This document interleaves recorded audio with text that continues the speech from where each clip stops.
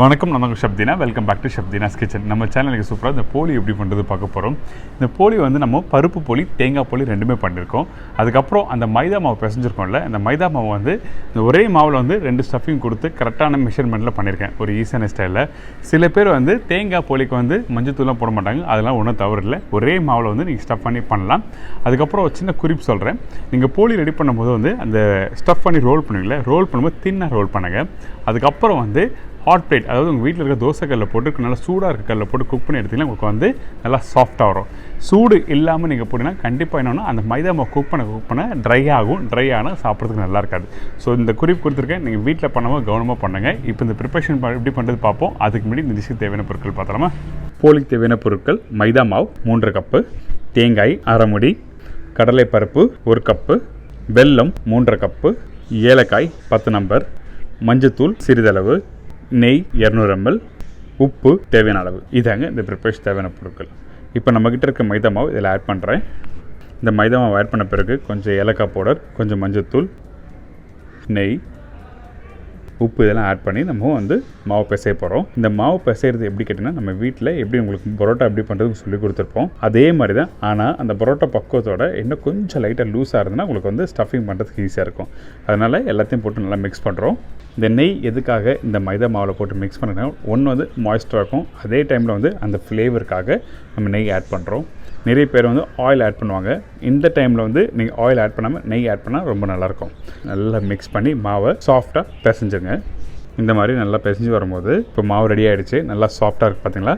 இந்த டைமில் நல்லா மாலிஷ் பண்ணணும், அது ரொம்ப ரொம்ப இம்பார்ட்டன்ட். ஸோ அதனால் மாவு ரெடி ஆன பிறகு கொஞ்சம் லைட்டாக நெய் ஆட் பண்ணுறேன். இந்த நெய் எதுக்காகனா ட்ரை ஆகாமல் அந்த மாய்ஸ்டரோட இருக்கும். அதனால் வந்து நெய் ஆட் பண்ணி நல்லா மிக்ஸ் பண்ணுறோம். ஒரு 2 hours வந்து நல்லா ஊறட்டும். அதாவது ஈர துணியில் வந்து ஜஸ்ட் லைட்டாக மேலே போட்டிங்கன்னா உங்களுக்கு வந்து ட்ரை ஆகாமல் அப்படியே இருக்கும். அதனால் வந்து ஒன்று மாய்ஸ்டர் ட்ரை ஆகாமல் இருக்கிறதுக்காக மட்டும்தான் நெய், அதுக்கப்புறம் சின்ன துணி போட்டு க்ளோஸ் பண்ணியிருக்குன்னு சொல்கிறேன்.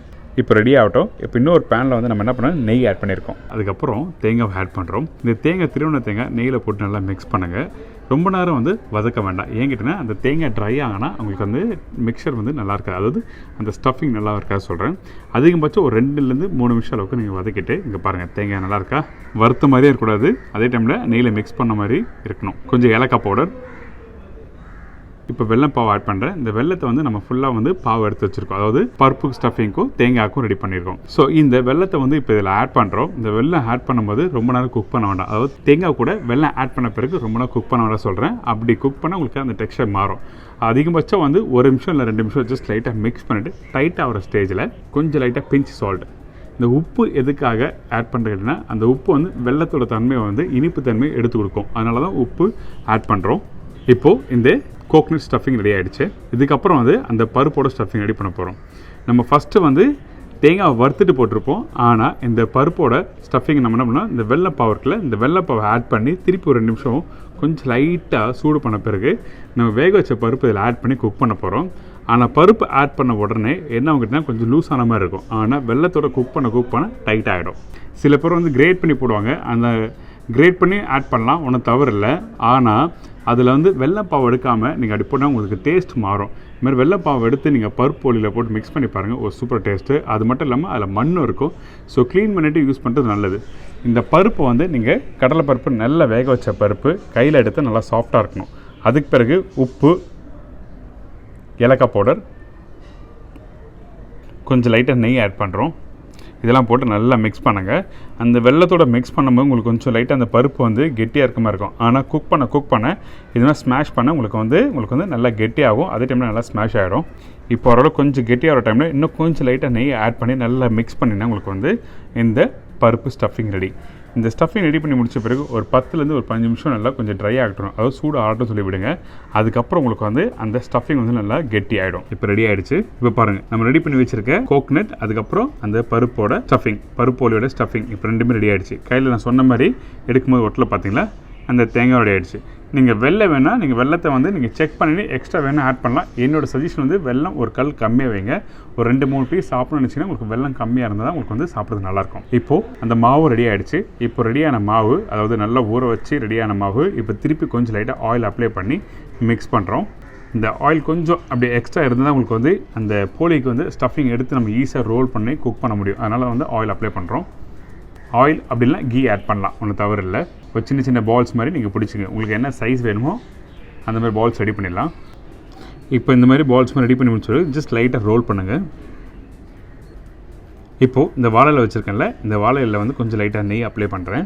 எதுக்காகனா அந்த மைதா மாவு வந்து ஒட்டாமல் ரோல் பண்ணுறதுக்காக, அதாவது ஸ்டஃப் பண்ணும்போது வந்து நம்ம கையில் வச்சு ப்ரெஸ் பண்ணுறோம்ல, அதுக்காக தான் நம்ம கீழே வாழையில் வந்து லைட்டாக வந்து கீ அப்ளை பண்ணியிருக்கேன். வீட்டில் வாழை இலையெல்லாம் ஒன்றும் பிரச்சனை இல்லை, ஒரு பிளாஸ்டிக் கவர், அதாவது பால் கவர் இருக்குல்ல, அந்த பால் கவரில் நீங்கள் யூஸ் பண்ணலாம். இப்போது இந்த மாதிரி நல்லா ரோல் பண்ணுங்கள். நல்லா தின்னாக நீங்கள் ஃபஸ்ட்டு ரோல் பண்ணியிருக்கணும், அது ரொம்ப ரொம்ப இம்பார்ட்டன்ட். இப்போ இந்த மாதிரி நல்லா தின்னாக ரோல் பண்ணிவிட்டு அதுக்கப்புறம் உள்ள ஸ்டஃபிங் வச்சுருக்கேன். ஸ்டஃபிங் பண்ணிட்டு இந்த மாதிரி லேயராக எடுத்து நீங்கள் ஃபோல்ட் பண்ணணும். இதில் ஒரு முக்கியமான விஷயம், இப்போ நம்ம அந்த மேல் பகுதி வந்து நீங்கள் லேயராக எடுத்து ஃபோல்ட் பண்ணிங்களே, இந்த மாதிரி நல்லா சாஃப்டாக நீங்கள் ரோல் பண்ணிங்கன்னா உங்களுக்கு வந்து அது கரெக்டாக பக்குவமாக உங்களுக்கு வந்து மிக்ஸ் ஆகிடும். அந்த பைண்டிங் கரெக்டாக வரும்னு சொல்கிறேன். இங்கே பாருங்கள், கரெக்டாக அழுத்தி ரோல் பண்ணக்கூடாது, லைட்டாக சாஃப்டாக நீங்கள் ரோல் பண்ணிங்கன்னா உங்களுக்கு கரெக்டாக வந்துடும். இப்போ பருப்பு பொலி ரெடி பண்ணிட்டோம். இதுக்கப்புறம் வந்து இந்த தேங்காய் ஸ்டஃபிங் பண்ணுறது பண்ண போகிறோம். பாருங்கள், இந்த 3 விரலை வச்சு நல்லா ப்ரெஸ் பண்ணுறேன். அப்படி நீங்கள் விரலை வச்சு ப்ரெஸ் பண்ணுற டைட்டாகனா நீங்கள் ரோலிங் பண்ண வச்சு ரோல் பண்ணலாம், ஒன்றும் தவறு இல்லை. சென்ட்ரு பகுதி வந்து திக்காக இருக்கணும், அதுக்கப்புறம் வந்து சைடெல்லாம் தின்னாக இருக்கணும். சென்ட்ரு பகுதி எதுக்காக திக்காக இருக்கணும்னு சொல்கிறேன்னு கேட்டிங்கன்னா, அந்த திக்காக இருந்தால் அந்த ஸ்டஃபிங் கரெக்டாக வந்து இருக்கும். சைடெல்லாம் தின்னாக இருந்தால் ரோல் பண்ணி நீங்கள் ஃபோல்ட் பண்ணுறதுக்கு கரெக்டாக இருக்கும். அதனால் வந்து சென்ட்ரு பகுதி திக்காக இருக்கணும், சைடு தின்னாக இருக்கணும். திருப்பி சொல்லியிருக்கேன். இப்போது இந்த மாதிரி இருக்குது பார்த்தீங்களா, இப்போ நல்லா அப்படியே ஸ்லோவாக நீங்கள் அப்படியே ரோல் பண்ணிங்கன்னா உங்களுக்கு வந்து கரெக்டாக மிக்ஸ் ஆகிடும். இது ரொம்ப ரொம்ப இம்பார்ட்டன்ட். இங்கே பாருங்கள், இந்த ஸ்டஃபிங் வந்து ரோல் பண்ண மாதிரியே தெரியல பார்த்தீங்களா, கரெக்டாக அந்த வெறும் மாவு இருக்கும் போது தான் தெரியும். ஸோ இந்த அளவுக்கு சாஃப்டாக நீங்கள் ரோல் பண்ணால் உங்களுக்கு வந்து ஸ்டஃபிங் கரெக்டாக வரும். எதுக்காக இப்படி பண்ணணும்னு சொல்லுன்னா, அந்த ஸ்டஃபிங் கரெக்டாக நீங்கள் திருப்பி வச்சு அந்த ஸ்டஃப் பண்ணி முடித்த பிறகு திருப்பி வச்சு நீங்கள் ப்ரெஸ் பண்ணும்போது ஈவனாக ஸ்ப்ரெட் ஆகும். இப்போ ப்ரெஸ் பண்ணும்போது நீங்கள் வந்து சென்டர் பகுதியை ஃபஸ்ட்டு ப்ரெஸ் பண்ணணும், அதுக்கப்புறம் சைடெல்லாம் நல்லா ப்ரெஸ் பண்ணுங்கள். அப்போ தான் வந்து உள்ளே இருக்க ஸ்டஃபிங் வந்து கரெக்டாக ஸ்ப்ரெட் ஆகும். இந்த மாதிரி சைடு நல்லா ப்ரெஸ் பண்ண நல்லா திக்காக இருக்கிறது வந்து தின்னாகணும். திக்காக வந்து குக் பண்ணக்கூடாது. திருப்பியும் சொல்கிறேன், ஏங்கிட்டனா திக்காக இருந்தால் வந்து நீங்கள் அந்த ஹாட் பிளேட்டில் வச்சு குக் பண்ணும்போது ஒரு 5 நிமிஷம் 10 நிமிஷம் வச்சு பார்க்கும்போது உங்களுக்கு அந்த போலி வந்து ட்ரை ஆகும். அந்த மாதிரி ஆகக்கூடாது, நல்லா சாஃப்டாக இருக்கணும். அதனால தான் நல்லா தின்னாக ரோல் பண்ணுங்கள். பார்த்தீங்கன்னா அந்த ஸ்டஃபிங் எல்லாம் கரெக்டாக ஸ்ப்ரெட்டாக இருக்குது. அது மட்டும் இல்லாமல் அந்த சைடெல்லாம் தின்னாக இருக்குது. ஸோ இப்போ ரெடி ஆகிடுச்சு. இப்போ வந்து இந்த ஹாட் பிளேட், அதாவது தோசைக்கல்லில் வந்து கொஞ்சம் லைட்டாக நெய் ஆட் பண்ணுறேன். நெய் ஆட் பண்ண பிறகு அந்த வாழை இலை இருக்குல்ல, அந்த வாழை இலையோட அப்படியே ஜஸ்ட் லைட்டாக டர்ன் பண்ணி நீங்கள் கல்லில் போட்டிங்கன்னா குக் பண்ணி எடுத்திங்கன்னா இந்த போலி ரெடி. இப்போது இந்த தோசைக்கல்லை சூடாக இருக்க கல்லில் போட்டிருக்கோம்ல, இப்போ கொஞ்சம் வேகட்டும். ஒரு செகண்ட் விட்ட பிறகு டர்ன் பண்ணுங்கள். டர்ன் பண்ணிட்டு வேணும்னா இன்னும் கொஞ்சம் லைட்டாக நெய் அப்ளை பண்ணலாம். இப்போ நெய் அப்ளை பண்ணி 2 சைட்லையும் குக் பண்ணி எடுத்து சர்வ் பண்ணால் இந்த ஒரு அருமையான போலி ரெடி. இன்றைக்கி வந்து பருப்பு போலியும் தேங்காய் போலியும் எப்படி பண்ணுறது ஒரு ஈஸியான மெத்தடில் கொடுத்துருங்க. கண்டிப்பாக ட்ரை பண்ணி பாருங்கள். ஏன்னாங்க இந்த போலி எப்படி பண்ணுறது எல்லாருக்கும் ஈஸியாக செஞ்சுருக்கீங்களா, கண்டிப்பாக வீட்டில் ட்ரை பண்ணி பாருங்கள். இதே மாதிரி நாளைக்கு இன்னொரு சூப்பரான ரெசிபி சந்திக்கிறேன். பாய், தேங்க்யூ.